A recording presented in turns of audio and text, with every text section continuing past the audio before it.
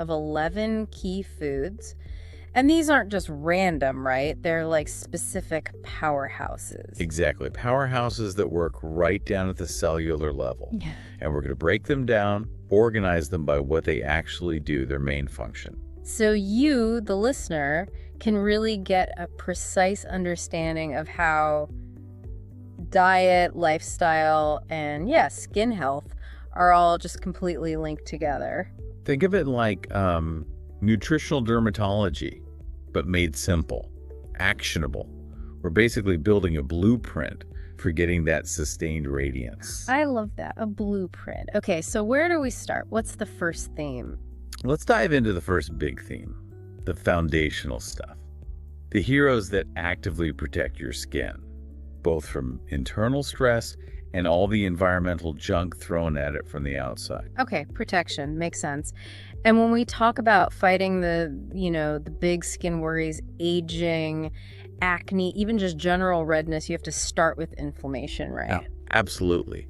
Yeah. That kind of low-level, constant internal simmering. Yeah. It's really the root cause of so much of the damage we see on the surface. Yeah. And the discomfort, too. Yeah.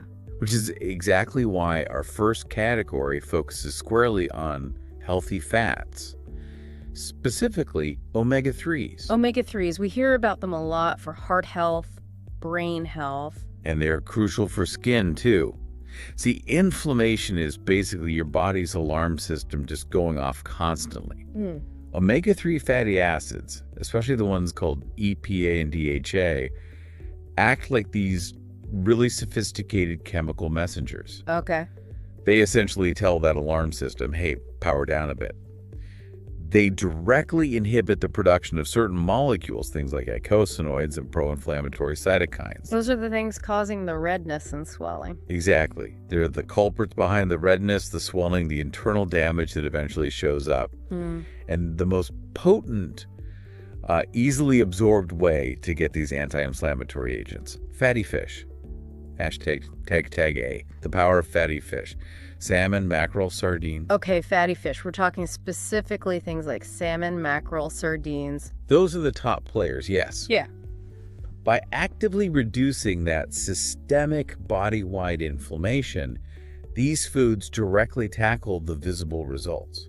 So if you're someone struggling with, say, persistent redness or really sensitive skin, maybe even those deeper cystic breakouts. You're basically fighting an inflammation battle deep down. And omega-3s are really one of the most effective ways to address that root cause, nutritionally speaking.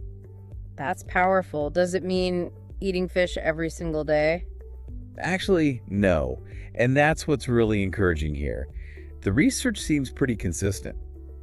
You don't need a huge amount. Oh, good. Eating fatty fish just maybe 2 or 3 times a week seems to be enough to see real, measurable benefits, especially in things like improving skin elasticity that bounce back and maintaining hydration levels. How does it help with hydration? Well, these fatty acids get incorporated directly into your skin cell membranes. They make the cells more fluid, more flexible, better holding on to water. Ah, so they become part of the structure. That makes sense. Huh. But you also mentioned protection earlier. The sources talked about a kind of hidden defense role.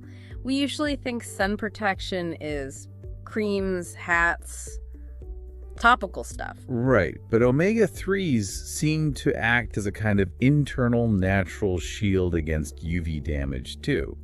It's often called a photoprotective effect. Photoprotective, so they don't block the sun like sunscreen. No, not like a physical block. But they seem to reduce the damage the sun's rays cause after exposure. By being part of those cell walls, they help stabilize the membrane. Okay. This makes the cell less likely to get damaged by those nasty free radicals that UV radiation generates, which over time means you're less likely to develop those deeper wrinkles, the ones caused by collagen damage, and maybe even sunspots. So it's like doing preventative maintenance on your cells from the inside. That's a great way to put it, cellular level maintenance. It sounds amazing. But, people worry about fatty fish, specifically mercury. Was there any guidance in the research on how to manage that risk? Yeah, that's a really important practical point. And the sources generally lean towards prioritizing smaller, oilier fish. Think sardines, mackerel. They have shorter lifespans, so they don't accumulate nearly as much mercury as the bigger predator fish. Okay, smaller is better. What about salmon? For salmon, wild caught usually has lower levels of contaminants than farmed salmon, although both still provide those beneficial omega-3s. The general takeaway seems to be that the huge benefits for your heart and skin from eating these fish moderately really outweigh the minimal risk, especially if you stick to those smaller types. So be mindful, choose smallie fish, but don't necessarily avoid them altogether. Exactly. Mindful choices, not total avoidance. Okay, so fish is great, but what if fish isn't really your thing? Or maybe you're vegetarian or vegan? Then walnuts are an absolutely fantastic alternative. Truly exceptional. They aren't just about one nutrient, they're like a multi-nutrient powerhouse all packed into one shell. A powerhouse. What's in there? You get 4 key things for skin. Plant-based omega-3s. That's a type called ALA, alpha-linolenic acid. Plus, you get zinc, vitamin E, and a good dose of antioxidants. Wow, okay. That's a lot in one nut. It really is. And the synergy, how they work together, is where the magic happens. The ALA gives you that anti-inflammatory benefit we just talked about. But then you have the minerals. Let's zoom in on those. Zinc, why is that important, especially, say, for acne? Zinc is absolutely critical if acne is a concern. It does more than just regulate oil, which you sometimes hear. It plays a key role in inhibiting an enzyme called 5-alpha reductase. Okay, enzyme inhibitor. What does that enzyme do? That enzyme is involved in how your body processes testosterone, and that process can lead to excessive sebum production, oily skin. So zinc helps regulate that pathway. Ah, so it works on the hormonal side of oiliness and clogged pores. Interesting. Precisely. And beyond just controlling the oil, zinc is vital for wound healing. Think about recovering after a breakout. Zinc helps the skin repair itself efficiently. Like knitting it back together. Exactly. It helps reduce the chance of scarring afterwards. It's like the architect overseeing the skin repair crew. Okay, architect to zinc. And then, in that same handful of walnuts, you also get vitamin E. We hear about vitamin E creams, but what does eating it do? Vitamin E is what we call a fat-soluble antioxidant. Its main job is to patrol the fatty layers, the lipid layers of your cell membranes. Patrolling for what? For free radicals, those unstable molecules we mentioned, generated by stress, pollution, UV light. They love to attack fats in a process called lipid peroxidation. They essentially steal electrons, damaging the cell membrane. And vitamin E stops them. Yes, vitamin E acts like a bodyguard. It sacrifices itself, neutralizes the free radical before it can damage the important fatty structures of your skin cells. So in one handful of walnuts, inflammation control from the ALA, oil regulation and repair from the zinc, and structural protection from vitamin E. You got it. Internal inflammation control, hormonal oil balance support, and antioxidant protection, all from one simple food. And how much do you need? The suggestion's really simple.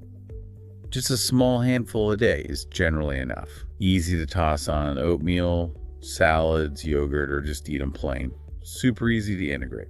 Okay, moving on to our final omega-3 heroes in this first section. Seeds this time, flax seeds and chia seeds. What makes them special? The key difference here is they provide that plant-based omega-3, the ALA we mentioned from walnuts, but they come packaged with a really significant amount of fiber. Fiber. We usually think of that for digestion, right? We do, but we absolutely need to talk about the gut-skin axis here. Yeah. We can't ignore it. Your skin health is deeply, deeply connected to what's happening in your gut. Gut-skin axis. Okay, explain that connection. Well, if your gut microbiome, the balance of good and bad bacteria is off, a condition called dysbiosis, it can lead to something called increased intestinal permeability. You might hear it called leaky gut. Leaky gut. what does that mean for skin? It means tiny, partially digested food particles or bacterial toxins can basically leak out of your intestine and into your bloodstream. Your body sees these as threats, foreign invaders. And mounts an immune response. Exactly. It ramps up the immune system, releasing those inflammatory cytokines we talked about earlier. And where do those inflammatory signals often show up? On the skin. Bingo. On the skin. It's chronic issues like acne, eczema, maybe rosacea, just general redness and sensitivity. Wow. So the fiber in flax and chia isn't just for keeping things moving. Right. It's about feeding the good gut bacteria. Those good bugs help maintain a strong intestinal lining, sealing up those potential leaks, which in turn lowers the overall inflammatory burden that eventually reaches your skin. That's fascinating. The fiber is crucial for calming skin inflammation indirectly. It's the unsung hero here, definitely. Plus, you still get the nourishing ALA from the seeds themselves, which helps keep the skin hydrated and feeling supple. Okay, so fiber for the gut barrier, ALA for hydration. Sounds great. Is there a catch? Well, one important nuance we have to mention, that plant-based ALA. Yeah. Your body has to convert it into the more active forms, EPA and DHA, the ones abundant in fish oil. And honestly, that conversion process isn't super efficient for many people. Ah, so they're good, but maybe not a direct replacement for fish. Exactly. They offer fantastic fiber and good ALA support, but ideally, they should complement fatty fish if possible, not necessarily replace it entirely if maximizing EPDHA is the goal. Good distinction. And like walnuts, they seem easy to add in. Super easy. Mix ground flax or whole chia seeds into smoothies, sprinkle them on yogurt or cereal.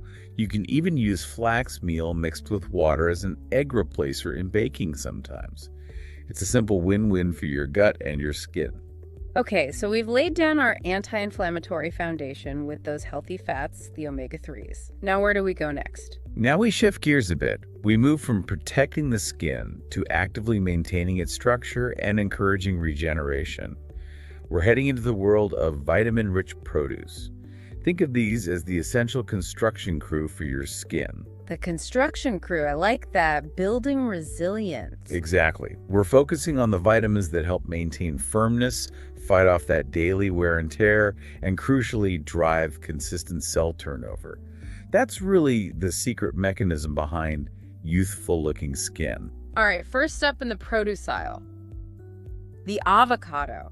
Hugely popular. What's its main skin superpower? Avocados are packed with healthy monounsaturated fats, particularly one called oleic acid. And these fats are absolutely key for maintaining your skin's natural moisture barrier. The moisture barrier. We hear that term a lot in skincare. What is it exactly? It's this complex outer layer of your skin made up of lipids, fats like ceramides, cholesterol, and fatty acids. Think of it like the mortar between the bricks of your skin cells. It's your frontline defense. Defense against what? Against water loss, mainly. It keeps moisture locked in. And it also keeps external irritants out. When that barrier gets compromised, maybe from cold weather, harsh soaps, even internal inflammation, your skin loses water like crazy. Leading to that dry, tight, flaky feeling. Precisely. And the monounsaturated fats in avocados are structurally quite similar to the lipids naturally found in our skin barrier.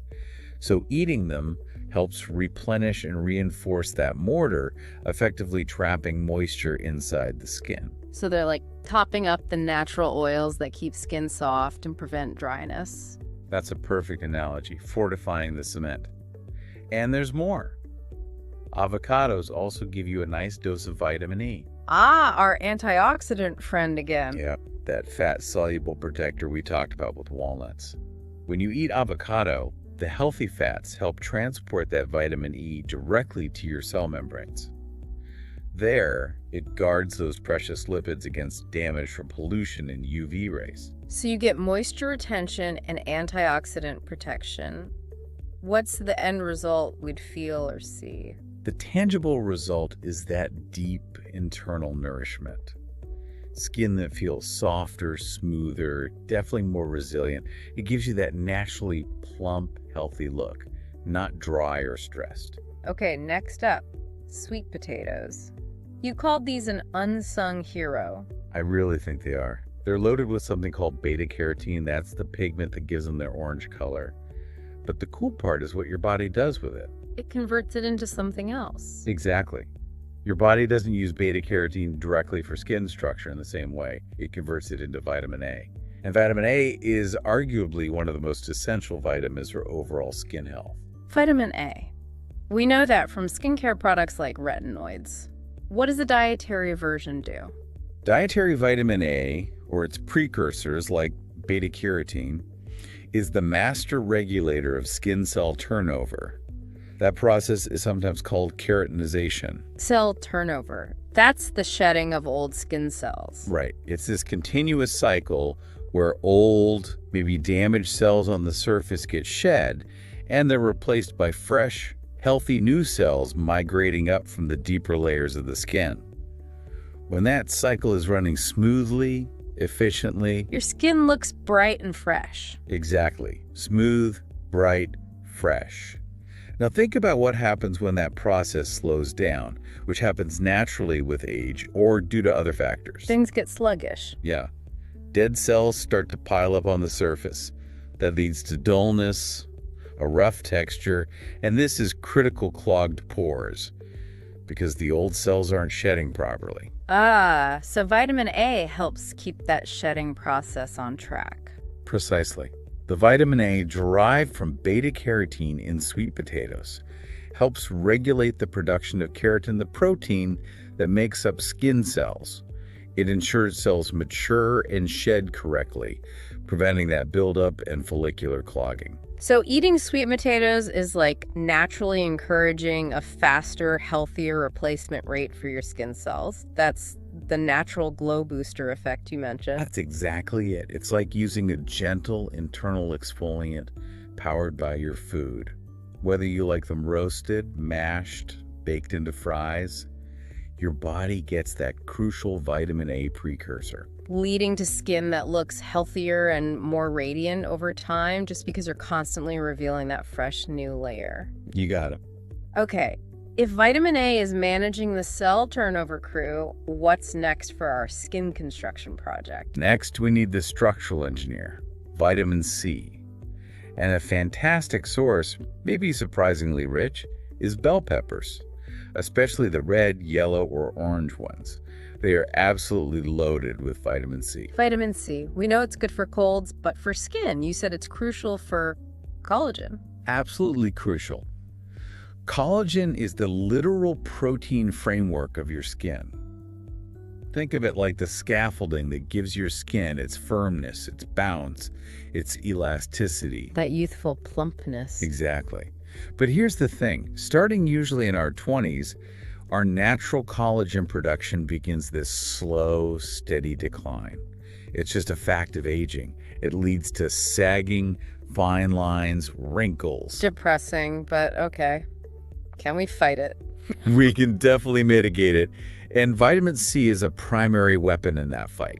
It's not just part of collagen, it's essential for its production. How so? Why is C so important? Your body needs vitamin C as what's called a cofactor.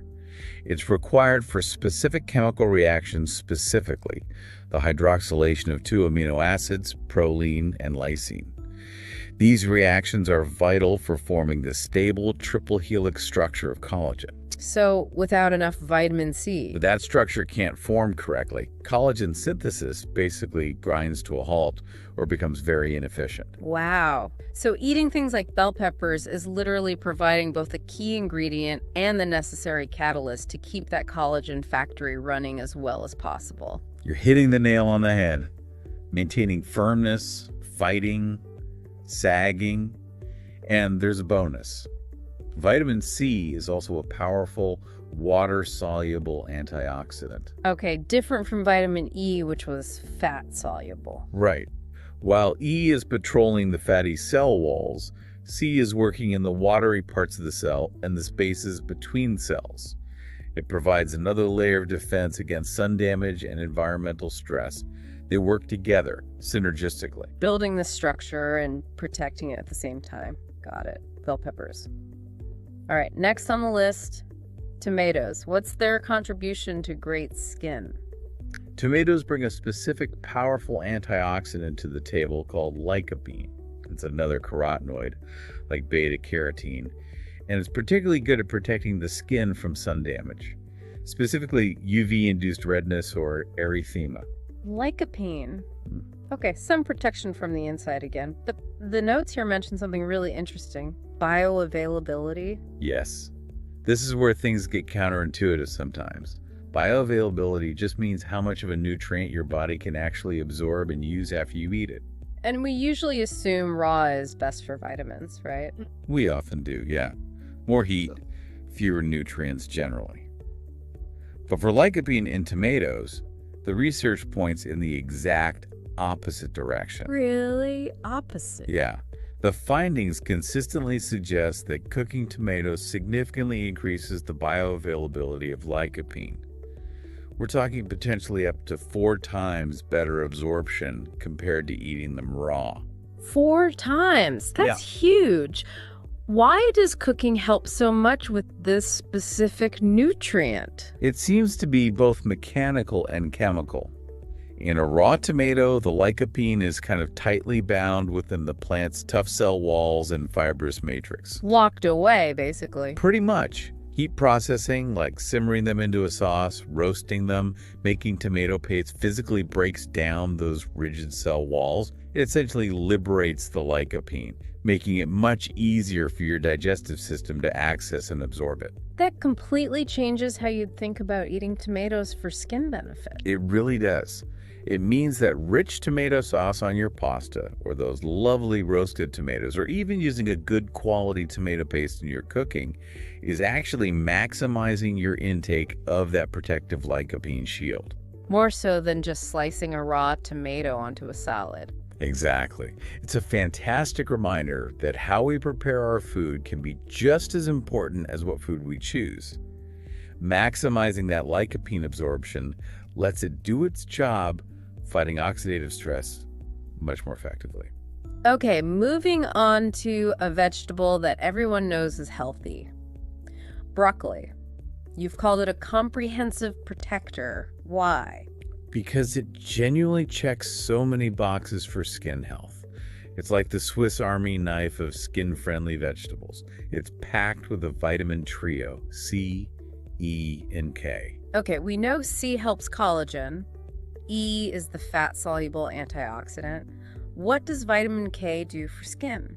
Vitamin K plays a role in blood coagulation and circulation.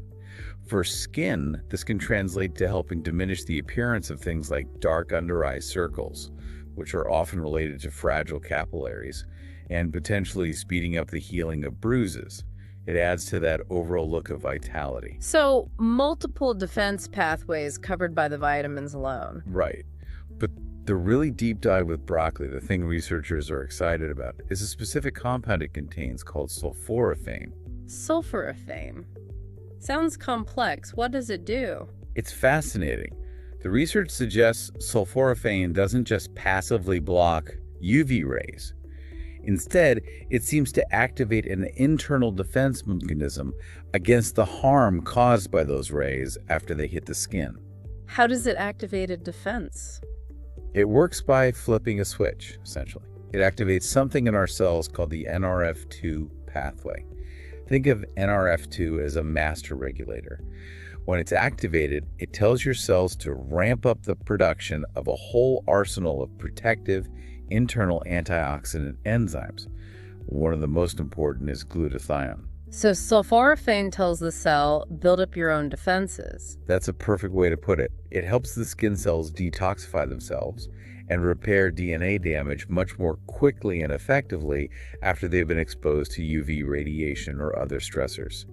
It's basically upgrading the cell's internal security system. So we're not just shielding, we're boosting the skin's own ability to heal itself. That's amazing. It really is. Yeah. So the overall impact of broccoli is pretty profound. You get help fighting oxidative stress from multiple angles. You get that collagen boost from the vitamin C, support for elasticity. It's just a powerhouse. And how should we eat it? Raw?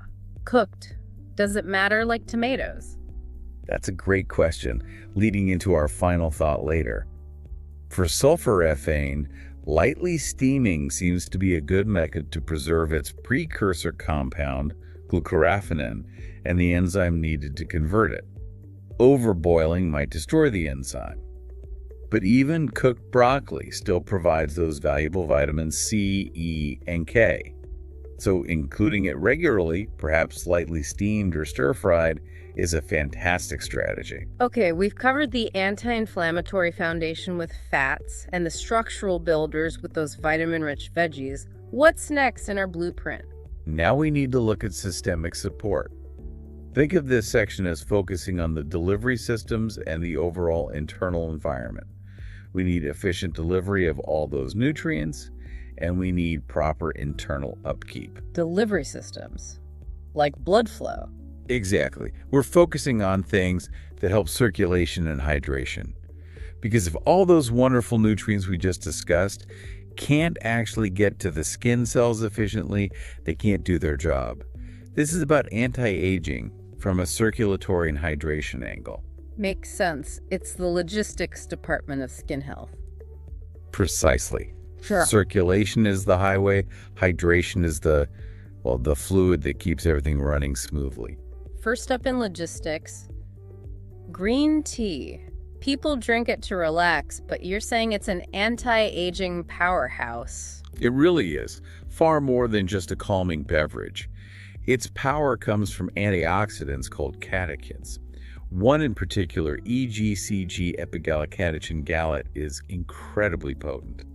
Catechins like EGCG, what do they do for skin specifically? They're kind of dual-action heroes. First, like omega-3s, they're exceptionally good at reducing systemic inflammation throughout the body. Okay, another inflammation fighter. Yes.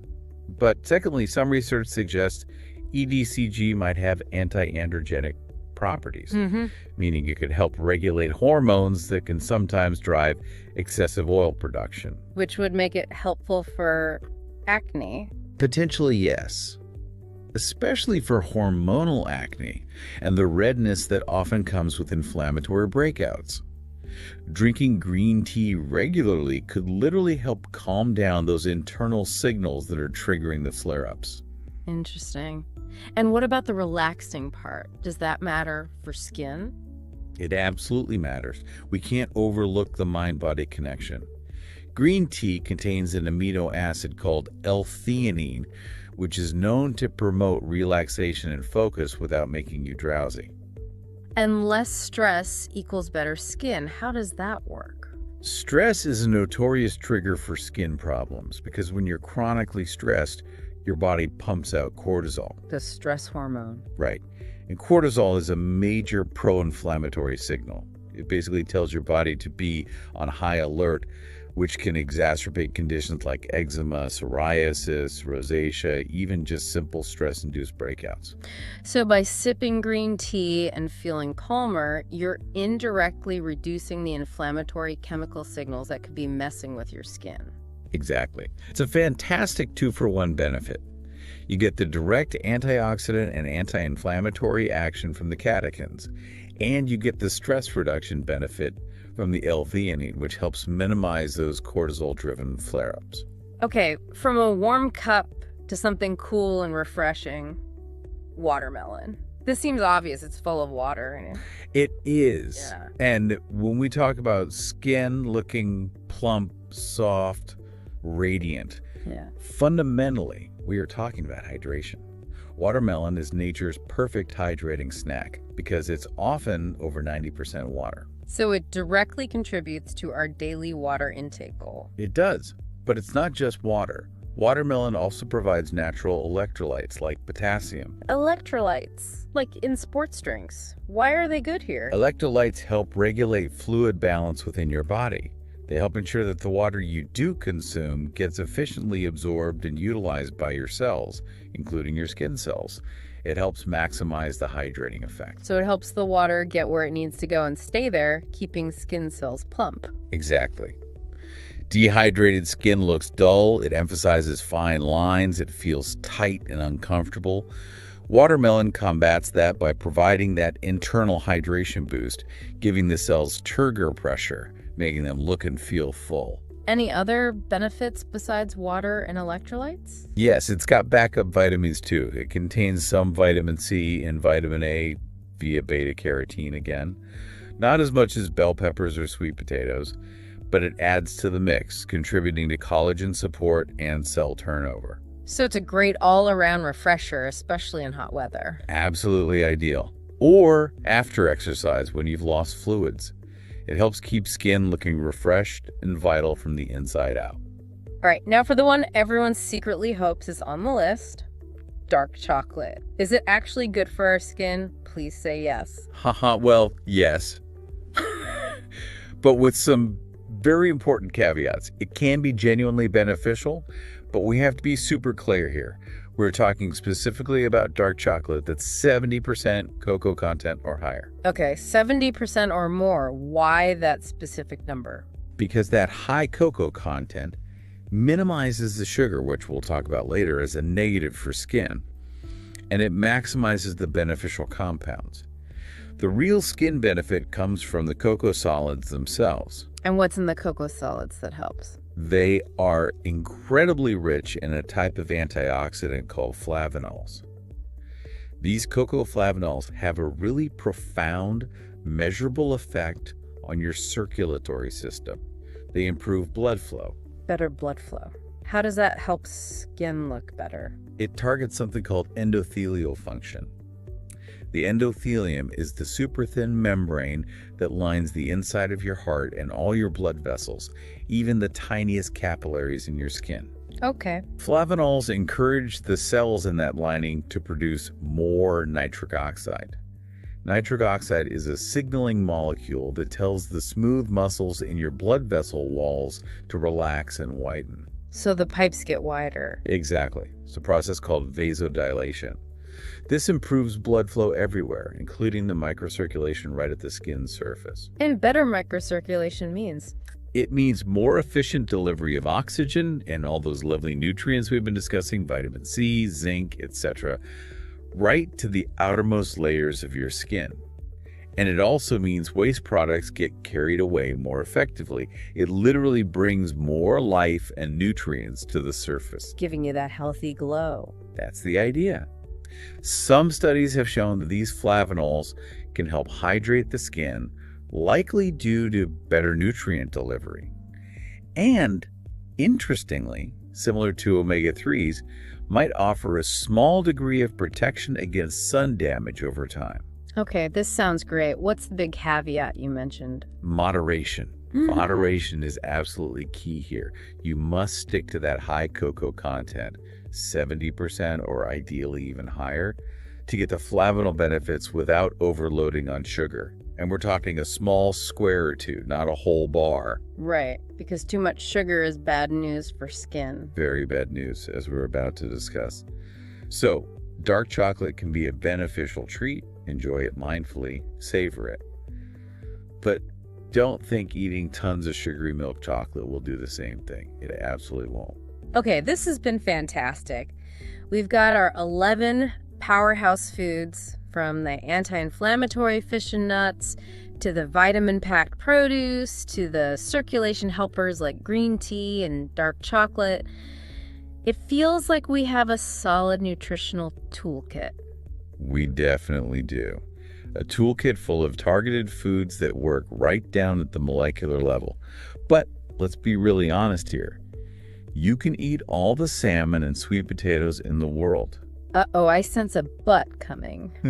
But if you're doing that while, say, pulling all-nighters and living on stress, you're not going to see the full magic. Radiant skin isn't just about food. Right, you can't out-eat a bad lifestyle. Pretty much. To truly unlock the amazing benefits of these foods, you absolutely have to pair them with supportive lifestyle habits. Diet provides the building blocks, but lifestyle controls the construction site, the environment, and how efficiently the repairs get done. So if you eat well but live poorly, you're kind of undermining your efforts. Completely. You're pouring great ingredients into a system that's simultaneously being sabotaged by inflammation or lack of repair time. So we need to quickly touch on the 4 key lifestyle pillars that really activate and maximize everything we've just discussed. Tag A, hydration is non-negotiable. Okay, pillar number 1. Feels like we've touched on this, but it bears repeating. Absolutely. We have to reinforce the absolute foundation. Drinking enough plain, high-quality water throughout the entire day. Even if you're eating hydrating foods like watermelon, you still need that fundamental systemic hydration. Why is water so critical, even with nutrient-rich foods? Well, think about it. All your cells are mostly water. Water is essential for maintaining cell volume and function. It's the medium in which nutrients, like those flavonols from chocolate, get transported through your improved circulation. Okay, transport. What else? Remember that cell turnover process driven by vitamin A? That requires water to help flush away the old, dead skin cells and metabolic waste products efficiently. All the biochemical reactions happening in your skin cells occur in a water-based environment. So the effectiveness of all these foods depends on having enough water in the system. Directly proportional, really. Your internal hydration status dictates how well everything else can work. It's truly non-negotiable. Tag Heather Job, limiting inflammatory triggers. Pillar number 2. This might be the tough one for a lot of people. Cutting back on processed foods and especially high amounts of sugar. It is often the most challenging, but the consequences of not addressing this are just too significant to ignore, especially for long-term skin health. We need to quickly explain why excess sugar is so detrimental. Okay, beyond just calories, what does sugar do to skin? It triggers a process called glycation, Glycation. When you have consistently high levels of glucose sugar floating around in your bloodstream, that excess sugar starts to randomly attach itself to proteins throughout your body. Attaching to proteins, like which ones? Critically for skin, it attaches to collagen and elastin, those proteins that give skin its structure, firmness, and elasticity. And what happens when sugar attaches to them? It creates these nasty things called advanced glycation end products. Yeah. Usually shortened to AGEs. AGEs. Aptly named, right? Yeah, AGEs. Sounds bad. They are bad. These AGEs make the normally flexible, bouncy collagen and elastin fibers become rigid, stiff, and brittle.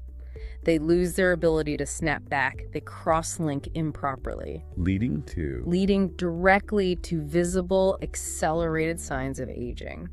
We're talking sagging, deeper, and more permanent wrinkles, and sometimes even a yellowish, hardened look to the skin. It literally makes your structural proteins dysfunctional. Wow. Okay, that connects right back to the vitamin C and bell peppers. We could eat loads of vitamin C to try and build collagen. But if you're simultaneously consuming a lot of sugar and creating AGEs, you're essentially destroying that beautiful new collagen almost as fast as you can make it. It's like trying to build a house during an earthquake. That's a powerful image. So sugar actively fights against the benefits of the good foods. It's an internal battle for structure. And these triggers, processed foods often high in sugar, refined carbs, sometimes unhealthy fats, also fuel general inflammation, directly counteracting the omega-3s. That's why someone might eat really healthy but still have persistent breakouts if they haven't cut out the hidden sugars or processed stuff. You have to reduce the triggers. #C. The importance of rest. Pillar 3. Sleep. We often hear beauty rest, but is it actually doing something specific for skin? Oh, absolutely. It's not just a saying. Sleep gets pushed aside for expensive creams, but it is genuinely one of the most effective and cheapest skin treatments available. Getting enough quality sleep is specifically when your skin shifts into its peak repair and regeneration mode. Peak repair mode. What happens during sleep? During the deeper stages of sleep, your body increases blood flow to the skin and it releases critical hormones like growth hormone. Growth hormone is essential for repairing damaged cells and creating new ones. Melatonin, another hormone associated with sleep, also acts as a powerful antioxidant. So that cell turnover process we talked about with vitamin A, it happens mostly at night. It's definitely most efficient at night. And sleep is when your skin works hardest to repair the DNA damage it accumulated during the day from things like UV exposure and pollution. So if you consistently cut your sleep short, You're literally robbing your skin of its prime repair time. This leads directly to a compromised skin barrier, increased inflammation levels, because lack of sleep also raises cortisol, and slower healing from any kind of damage, whether it's a breakout or just daily wear and tear. So prioritizing 7 to 9 hours of quality sleep is actually a core part of this whole skin health strategy. Non-negotiable, just like hydration. It allows all the nutrients from the foods to be utilized effectively for repair. Hashtag DS. Exercise and circulation. Okay, final pillar, exercise. We know it's good for our hearts and muscles, but what's the direct link to glowing skin? The impact is direct, visible, and often quite immediate. The mechanism is really twofold. First, as we touched upon with dark chocolate, exercise dramatically improves circulation. Getting the blood pumping? Exactly. That surge in blood flow delivers a fresh wave of oxygen and all those vital nutrients, the vitamin C, the zinc, the antioxidants, directly to your skin cells. And just as importantly, it helps efficiently carry away metabolic waste products and toxins from the skin tissue. Okay, better delivery and cleanup. What's the second mechanism? Exercise is also crucial for your lymphatic system. Your lymphatic system is like the body's waste removal network, clearing out cellular debris and toxins. But unlike your circulatory system, which has the heart as a pump, the lymphatic system relies primarily on muscle contractions movement to circulate lymph fluid. So moving your body literally helps drain the system. Precisely. Regular exercise helps prevent lymphatic fluid from becoming stagnant, reducing puffiness, especially around the eyes, improving overall detoxification, and contributing significantly to clearer, healthier-looking skin. That explains that healthy post-workout glow that seems to last. It's a big part of it. Better oxygenation, nutrient delivery, and waste removal all happening at once. Hashtag you, Adawan. The holistic result. Okay, so we've got the 11 foods, the water, limiting the bad stuff, getting sleep, moving our bodies. What happens when it all actually comes together? What's the synergistic result? When all these pieces align, your diet is rich in those anti-inflammatory fats and protective vitamins. Your lifestyle supports hydration, repair, and circulation. And maybe you have a decent topical routine too. The results are truly holistic. They're tangible, sustainable. What would someone actually see or feel?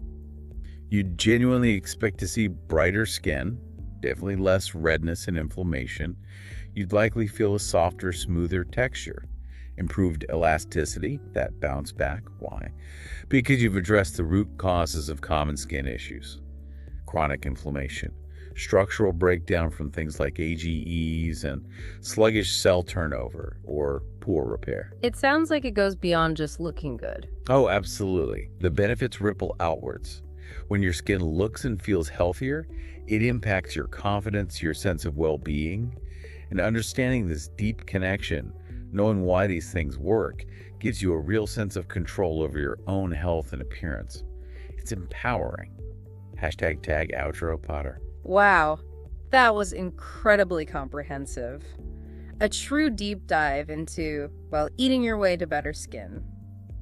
We've covered those 11 essential foods, broken down by their amazing functions, from the omega-3s in fish and walnuts fighting inflammation, to the vitamin C in peppers building collagen, the vitamin A in sweet potatoes driving renewal, right through to green tea and dark chocolate supporting the whole system. Each one provides targeted nourishment, working from the inside out. And the key takeaway really is synergy. We encourage you, the listener, maybe start small. Pick 1 or 2 foods to add in this week. Maybe focus on improving sleep or water intake. It doesn't have to be overwhelming. Yeah, gradual integration seems key. And remembering the why. Understanding that vitamin A regulates keratinization or that zinc impacts sebum. Knowing those mechanisms helps you make informed choices consistently.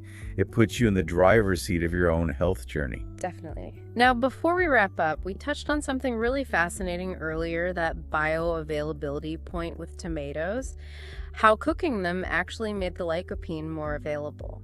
Right, breaking down those cell walls Yeah. to release the nutrient. It was a great example of how preparation matters. So it leaves us with a final thought, a question maybe for you to ponder on your own after this deep dive. If heat helps lycopene absorption so dramatically, what about other cooking methods and other key skin nutrients we discussed? Think about zinc in walnuts or sulforaphane in broccoli. Is raw always best for them? Or could gentle cooking potentially increase their bioavailability too?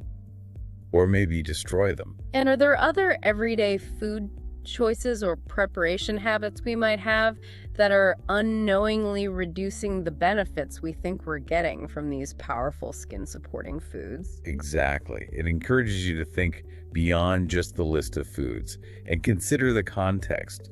How are you preparing them? How are you combining them? It's a continuous learning process. Keep exploring, keep nourishing from within. Fantastic food for thought. Stay informed, stay glowing, and we'll see you in the next deep dive.